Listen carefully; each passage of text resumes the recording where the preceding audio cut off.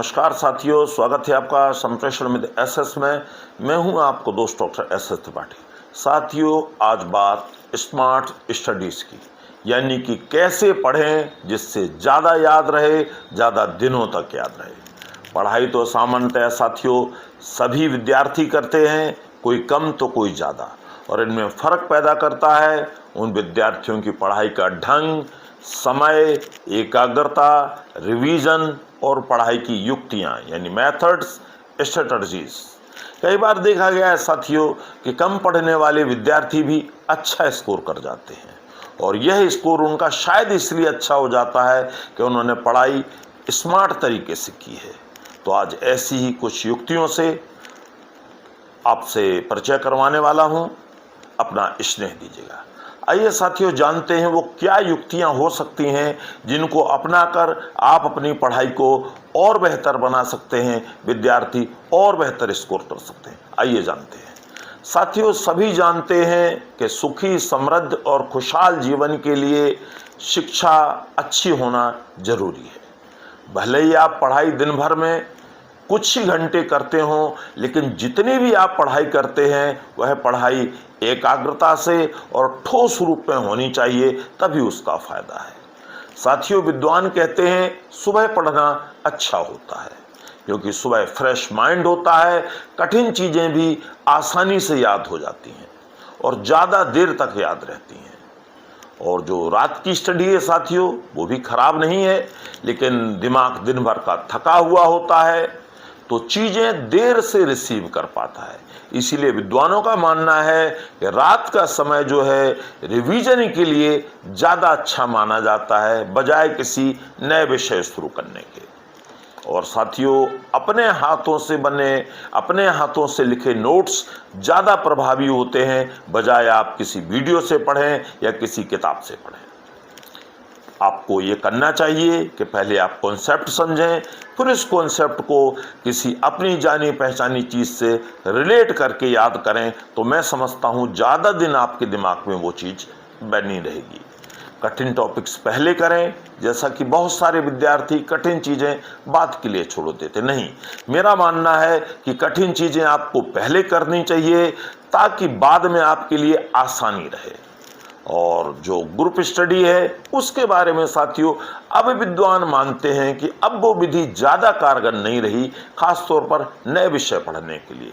Group study है जो वो ग्रुप डिस्कशन के लिए, डाउट्स दूर करने के लिए, इन चीज़ों के लिए बेहतर है।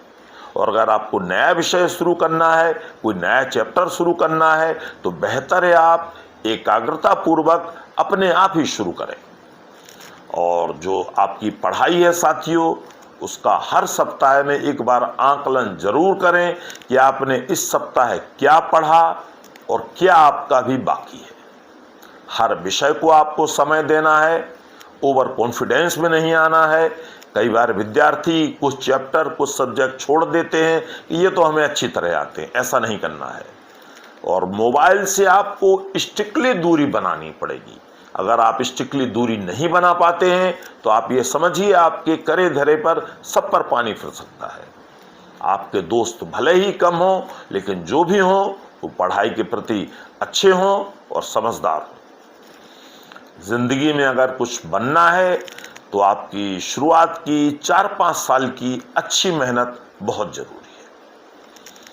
और आपको अगर कुछ बनना है जीवन में तो अपने कंफर्ट जोन से बाहर आके मेहनत करनी पड़ेगी, क्योंकि इंसानी स्वभाव है साथियों, हम वो चीज़ें करना ज़्यादा पसंद करते हैं जो हमारे लिए आसान होती हैं।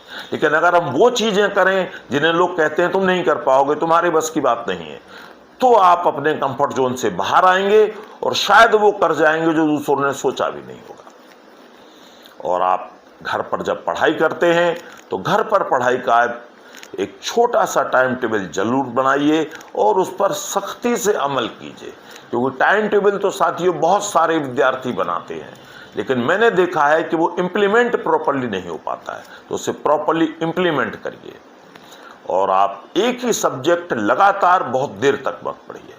1 घंटे के बाद आप कोई दूसरा सब्जेक्ट शुरू करें और लगभग 1-1 घंटे बाद छोटे छोटे ब्रेक लेते रहें 5-10 मिनट के, ताकि आपके माइंड को भी रेस्ट मिले और आपका माइंड भी दोबारा तैयार होकर पढ़ाई के लिए रेडी हो जाए। स्कूल, कॉलेज, कोचिंग, ट्यूशन में पढ़ी हुई चीज़ें आपको दोबारा घर आकर ज़रूर दोहरानी है, अन्यथा वो चीज़ें वहीं तक रह जाएंगी और आपके दिमाग में सेव भी नहीं हो पाएंगी। नहाने, तैयार होने में और आलतू फालतू घूमने में अपना कीमती वक्त जाया नहीं करना है। कोई भी नौकरी या कोई बिजनेस इतनी आसान नहीं है जितनी विद्यार्थी सोचते हैं। हमेशा पॉजिटिव सोचें, बहाने ना बनाएं।